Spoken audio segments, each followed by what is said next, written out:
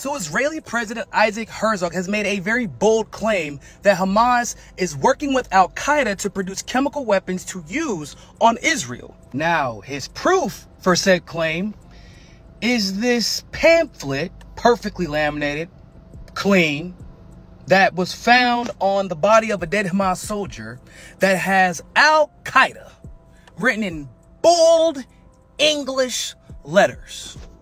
I mean, there are so many places to start with all the problems with this claim, but I guess we can start at the fact that how dumb do you think we are to believe that Hamas is keeping laminated pamphlets that came from their HP DeskJet printer that tells Israel exactly what they're planning on doing? Or the fact that Herzog is claiming that Hamas is working with Al-Qaeda to make these weapons, except for the fact that Hamas literally doesn't get along with Al-Qaeda, per Israel's own sources. Israel says that Hamas doesn't get along with Al-Qaeda. Or there's the fact that this top secret pamphlet is actually a book cover that President Herzog got off the internet. Y'all, I'm not playing. There's a QR code.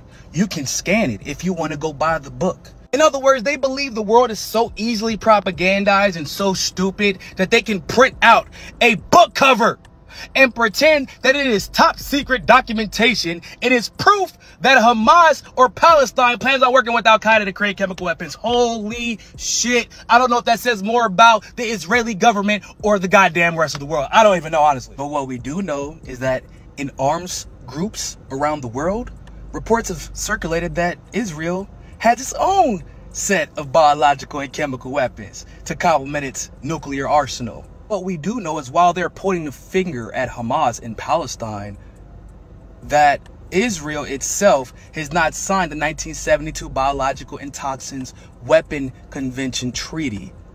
Interesting. And what we do know is that Israel has zero problem committing war crimes using weapons that they're not supposed to use, because not only recently, but since at least 2009, they've been using white phosphorus on Gaza, which violates international laws. Same plot, different movie. I mean, bro, it's literally like imperialist bingo. Okay, you said terrorist organization. All right. Human shields. All right. Chemical weapons. Okay. Islam. Okay. And you said Iran, Lebanon, or Syria involved. Oh, bet. Bingo! My point is that they use the same tactics over and over and over again, bruh. They lie to justify genocide. They lie to justify killing hundreds of thousands of Iraqis, hundreds of thousands of Afghans.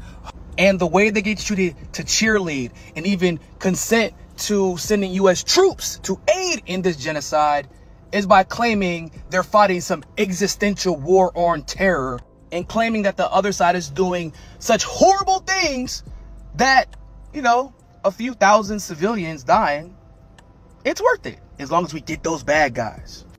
But in reality, it's the United States, it's Israel, it's all of their little allies that are simply projecting and are guilty of the very atrocities they accuse their enemies of being guilty of.